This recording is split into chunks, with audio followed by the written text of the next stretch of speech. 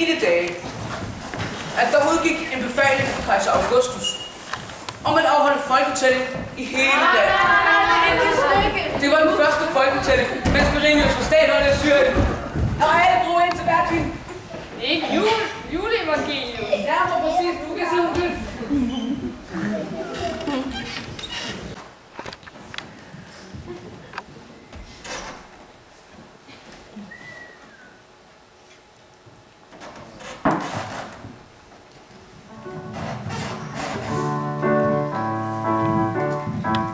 Jeg har en plan, en listig plan, og den er udtænkt af en feministefan.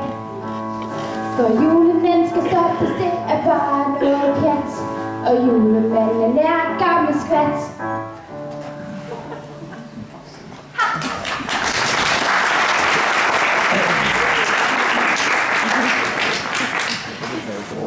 Nå, min skat.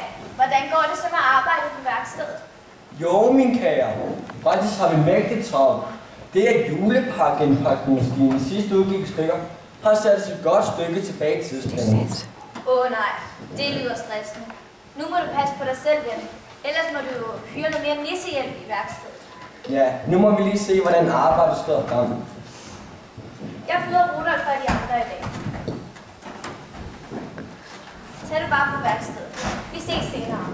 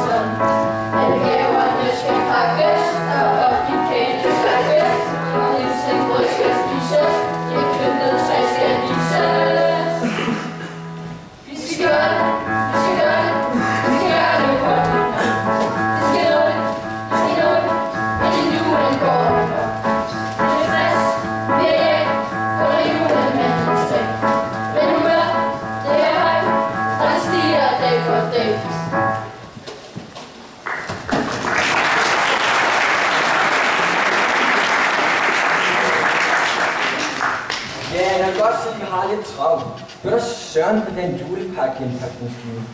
Der har aldrig været noget med den før. Nå, men nu er den jo lavet. Jeg vil prøve at se, om vi kan skaffe lidt næstehjælp. Vi skal nok nå det, venner. Vi skal nok nå det.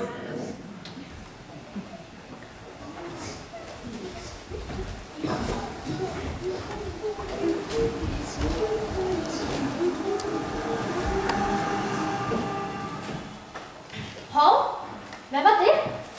Hvad? Hvor? Hvem? Ja, jeg kunne også høre det. Det lød ikke særlig juleagtigt.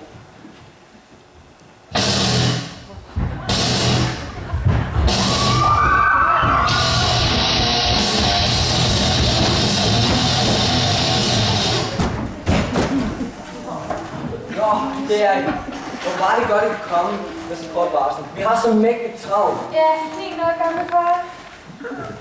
Julemand, jeg tror altså godt, vi kan nå det uden den ekstra hjælp. Hey, nissedatter, kan vi ikke lige fiske ud og fikse et hul? Og det skal ikke være noget af det der julesprøjt. En god gammeldags Carlsberg. Hov, hov, hov. Julen er faktisk den reneste og smukkeste tid på hele året. Og julen her er den allerfineste slags. Som op. Alt, hvad der handler om julen, er en fisen hornløbe. Det handler kun om at næste penge ud af folk. Altså. I virkeligheden handler julen om Jesus. Det nye testamente opstår med Jesu komme. Vi samles og hylder den smukke dag, hvor vor Herre gennem Helligånden forræder Jesus. Hvordan kan du sige, at julen handler om penge? Julen handler da om familie og kærlighed og bla bla bla.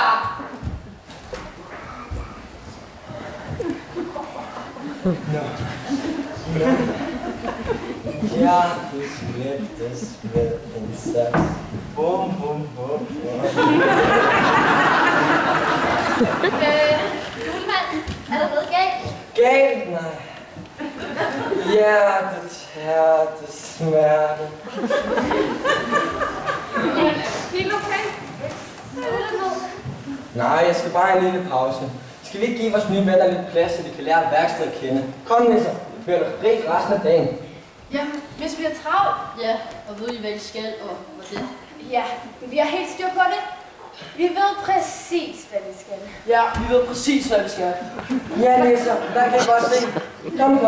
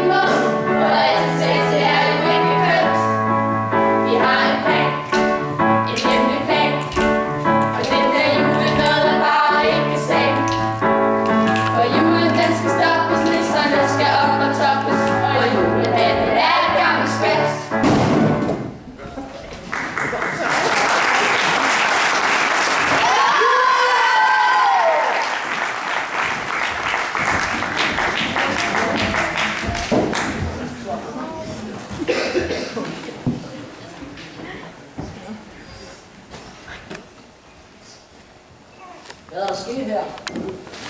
Nej!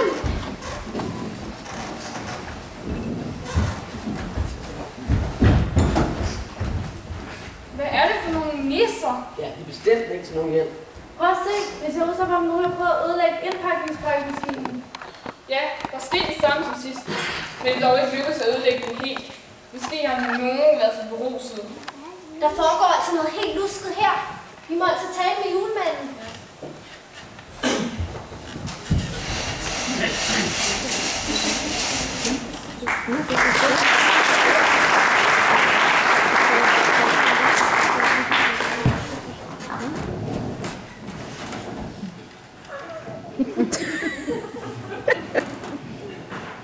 Er der noget galt?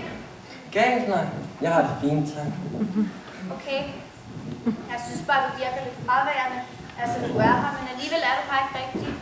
Er der noget galt? Nej, bare lidt travlt på værkstedet, ved du nok. Okay.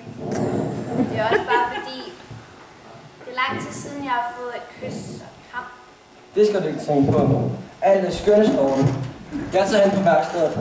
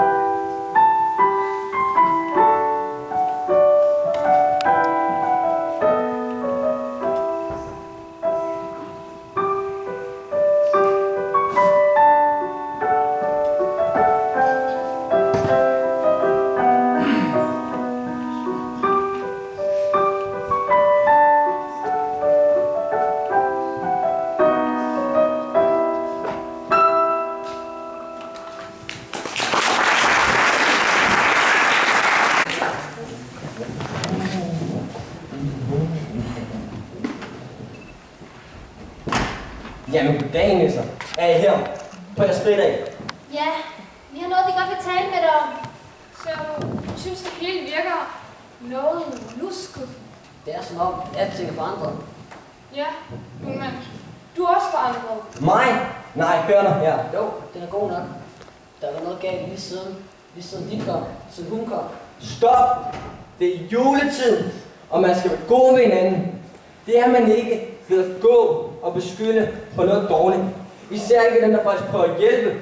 Nu vil jeg komme med om den snak. Jamen, julemand, julen er jo bare... I hørte jo, hvad julemanden sagde. Vi prøver jo bare at hjælpe til. Det tager tid. Jamen, værkstedet og juleindpakningsmaskinen. Kom, vi går. Det nytter ikke noget.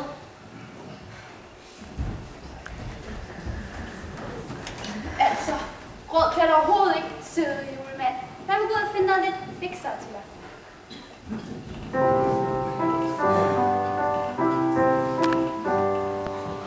Starter med dig, hver gang jeg ser dig. Jeg ligner et kaj, for du er så sej. Er det bare mig? Mere, det er mere for mig end for dig.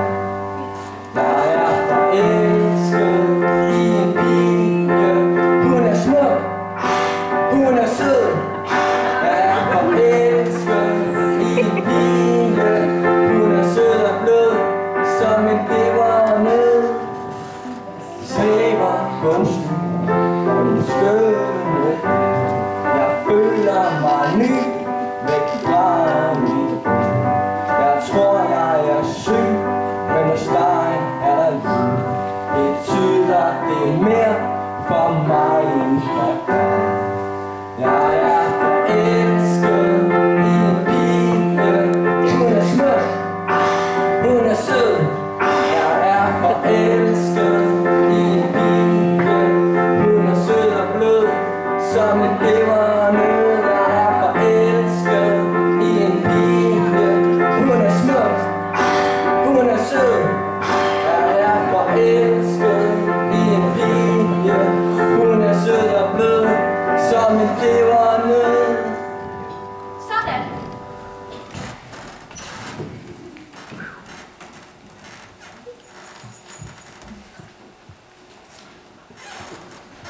Det var meget bedre. Den passer også meget bedre til alt derinde.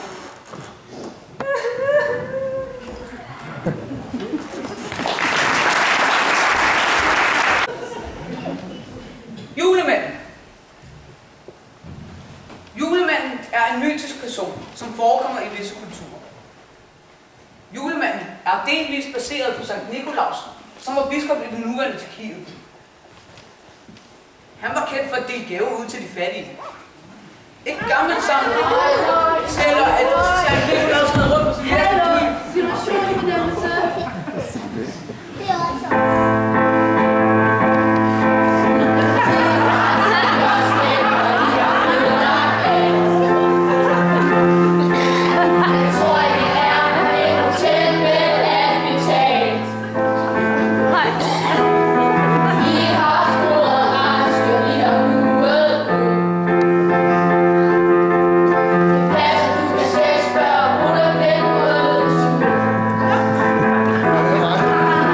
Julen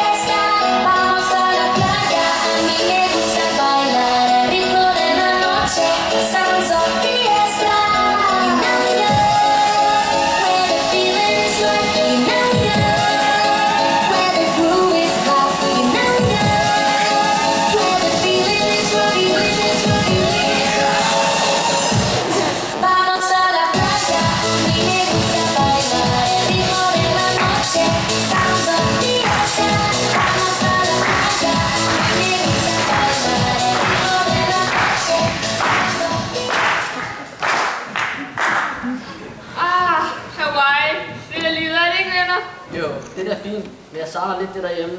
Ja, det gør jeg også. Klejnerne, julekuglerne, legetøjet, julemanden. Ja, i hvert fald den gamle julemand. Jeg savner værkstedet. Hvad med alle børnene, der bliver der skuffet? I har ret. Vi kan da ikke bare ligge her, mens julen går i smadret derhjemme. Vi har et ansvar. Ja, vi har et ansvar. Børnene fortjener bedre end det her. Ja, vi må redde julen. I har ret. Man må kæmpe for det, der er vigtigt her i livet. Hvad siger I? Skal vi tage hjem og vise de sorte nisser, hvad julen handler om? Ja!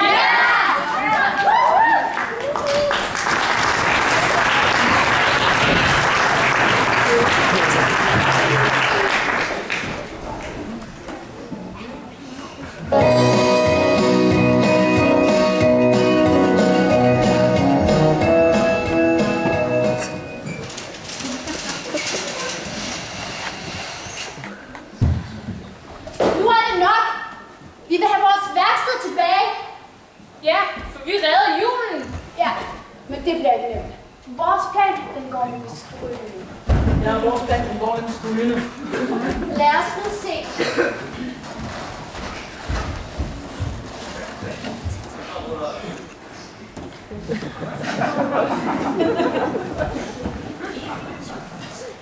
Det er jul igen, når vi hygger sig bedst, synger julesang.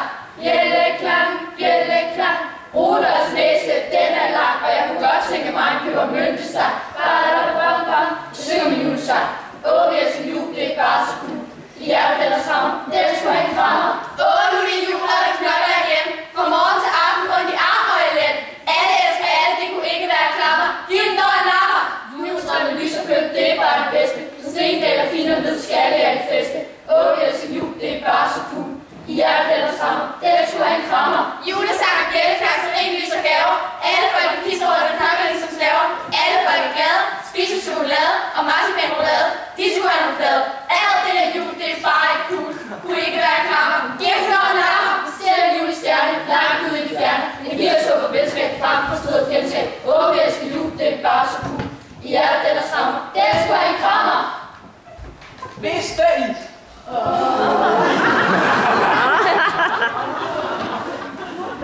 At ifølge den store og gamle julemandsbog,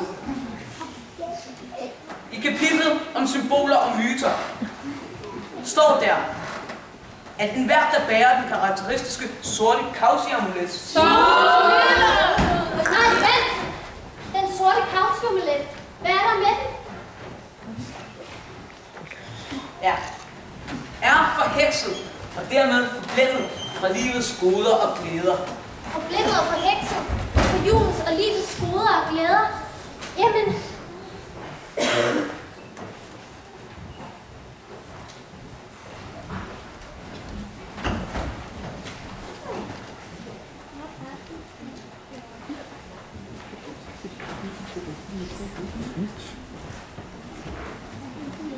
Hvad sker der? Hvad laver vi her? Det ved jeg ikke. Det sidste, jeg husker, det var, at vi var på julekoloni eller sådan noget. Så husker jeg heller ikke mere. Pokkers os.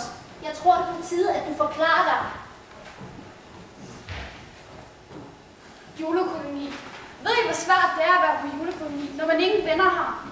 Ved I, hvor svært det er at elske jul, når man ikke har nogen elsker med?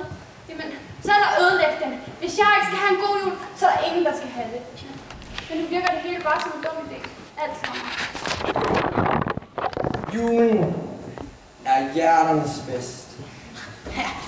Teknisk set, så er julen en fest for Jesus.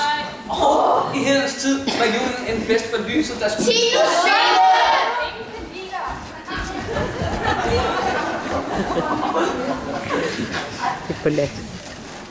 Tiden til at tilgive. Til at tilgive, at man måske ikke kan være en særlig god ægtemand. Og man måske godt kan forstå, at ens kone er temmelig sur.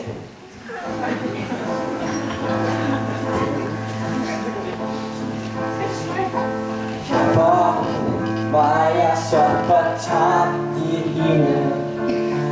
Hvordan kunne jeg blive så fortabt i hende? For ud over dig, at jeg ikke siger mig, jeg havde det jo godt. Bare nu kom, føler jeg var fuldstændig tom. Kærligheden og formørkede mit sind. Kom tilbage til mig, kom og red mig. Jeg kan ikke uden dig. Du var alt jeg havde, men nu er du stadig. Du måtte sige nej. Du julen med, og jeg er ensom uden dig.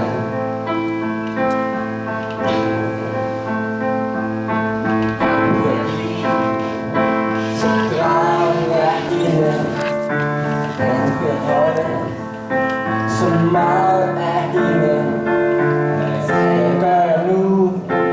Det hele er gået i tur.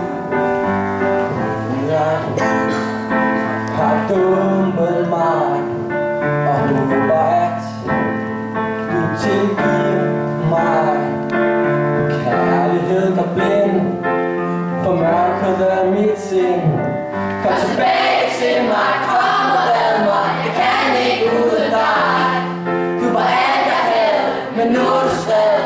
Du måtte sige nej. Kom tilbage til mig, kom og red mig. Jeg kan ikke uden dig. Du var alt jeg havde, men nu er du stadig. Du måtte sige nej.